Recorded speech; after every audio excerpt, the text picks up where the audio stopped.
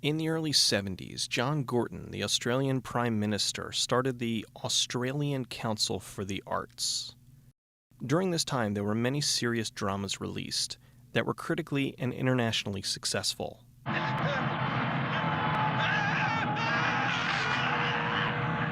I'm not going to talk about any of those. What I am going to talk about is the other style of film that was released at the time. That is Australian exploitation films, or Ozploitation. Ozploitation films are often regarded as gratuitous B-movies, filmed with extreme nudity, violence, and push the boundaries of good taste. In other words, entertaining as hell. The genre started with films that satirized Australian culture, like The Adventures of Barry Mackenzie and Alvin Purple.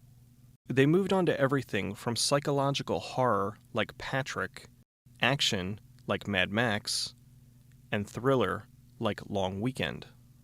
One of the most well-known of the Ozploitation directors is Brian Trenchard Smith. Smith already had a major hit with The Man from Hong Kong, and in 1982, he directed the action Ozploitation flick Turkey Shoot. This film is a classic example of Ozploitation. It's even one of Quentin Tarantino's favorites. In an attempt to increase the appeal of the film, they cast a wide range of actors. There was Steve Railsback, who had just starred in the Oscar-nominated The Stuntman, Olivia Hussey from Black Christmas, British television actor Michael Craig, and Australian soap opera star and sex symbol Linda Stoner. The movie was released in Australia as Turkey Shoot in 1982. In 1983, when they released it in the US, they cut 10 minutes of violence from the film and renamed it to Escape 2000. The new name made no sense whatsoever because the film took place in the then future of 1995. Then when the film was released in the UK, the film was renamed yet again, this time to Blood Camp Thatcher. The movie opens with some actual riot stock footage. After that, we see three people, Paul, Chris, and Rita, being taken to Camp 47, a rehabilitation prison camp. Originally, the film had a much longer opening, but 2 weeks before filming started, the budget was cut from $3.3 million to $1.6 million. Because of this, the shooting schedule also had to be reduced from 44 days to 28. The director said that this was because they altered the Australian tax laws and some producers pulled out. In the documentary Not Quite Hollywood, Stephen Railsback claimed the real reason was because the producers lost the money gambling at the horse track. Whatever the reason, the film suffered. They had to remove the first 15 pages of the script and lost most of their extras.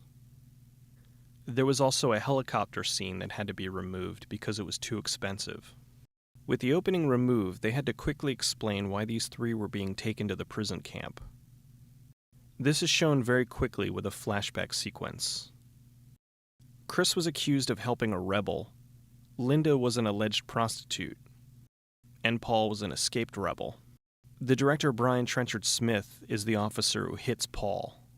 Paul saves Chris from being raped by Red, the guard, and he's put in this torture device where he has to hold this weight up. Since Railsback is a method actor, he insisted that there be actual weights in the device.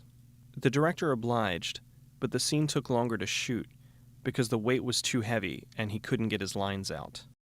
An alarm goes off and the leader of the camp, Charles Thatcher, explains a prisoner escaped. This scene was supposed to have hundreds of prisoners, but they had to reduce it to 70 and move them around between shots to fill in the spaces. To teach everyone a lesson, Chief Guard Ritter beats a prisoner to death. In Thatcher's headquarters, we discover he's planning his annual turkey shoot. This is where they take various prisoners and set them free outside the camp, and then hunt them. Smith admitted this was his own personal adaptation of The Most Dangerous Game. The hunters are Jennifer, the crossbow-wielding lesbian, Senator Mallory, and Tito. What the fuck is that? Tito has a pet circus freak for some reason that he's going to bring on the hunt with him. Thatcher informs the prisoners that if they survive the hunt, they will be set free. This little weasel named Dodge pisses off Griffin, one of the other prisoners, so they add him to the hunt. The next morning, they start the hunt. Tito and his freak easily track down Dodge, and the freak eats one of his toes. Because, why not? The freak slams Dodge repeatedly into the ground. There's a mattress there in the brush for the actor to land on, so he doesn't really get hurt. Griffin manages to set up some traps and kills Red and gets his gun. Griffin tries to take out the other hunters, but he ends up getting shot with arrows and then run over. Jennifer tracks down Rita, and she rapes and kills her. While they were shooting this scene, a police helicopter happened to be flying by and saw what looked like a bunch of people standing over a murdered woman. When the police landed, not only were they relieved to see it was just a film being shot, but that the woman was Linda Stoner. Tito tracks Paul and sicks his freak on him. Tito's gonna crush him, but Paul moves out of the way, and instead he cuts the freak in half. They filled pants with leftover meat and fake blood for this effect. Paul escapes into the fields of sugar cane.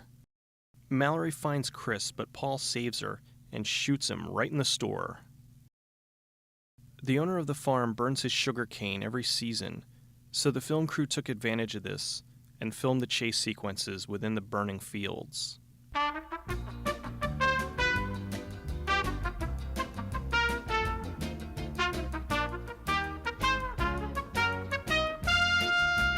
Tito then finds them, but he gets a machete to the head. Paul and Chris take Tito's vehicle and attack the camp. They free the prisoners, who all fight back. An alert goes off that calls in some aircraft stock footage. Chris breaks into Thatcher's headquarters, and... ew. Jennifer finds her, but Chris fights back and blows her head up with one of those explosive arrows. The prisoners are at a standoff with the guards until Paul shoots Thatcher with the .50 caliber, which eviscerates him.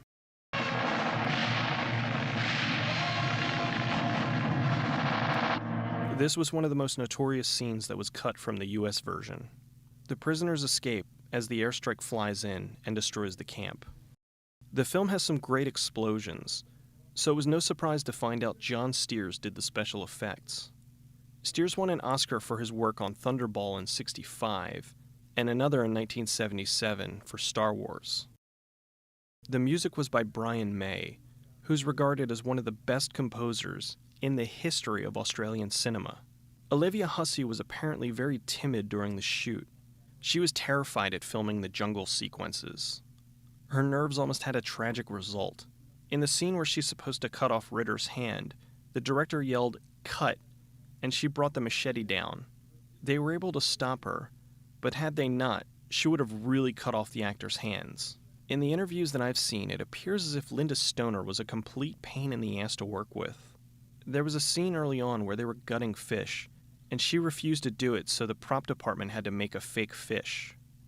Then she was supposed to do a nude scene, but refused to do that as well. She complained to the director, and finally they agreed for her to do just a rear shot.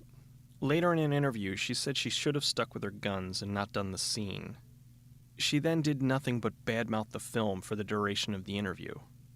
I know when you see Australia, most people think Foster's and Outback. Me, I think Turkey Shoot, Razorback, and Death Cheaters, and Yahoo Serious and Paul Hogan.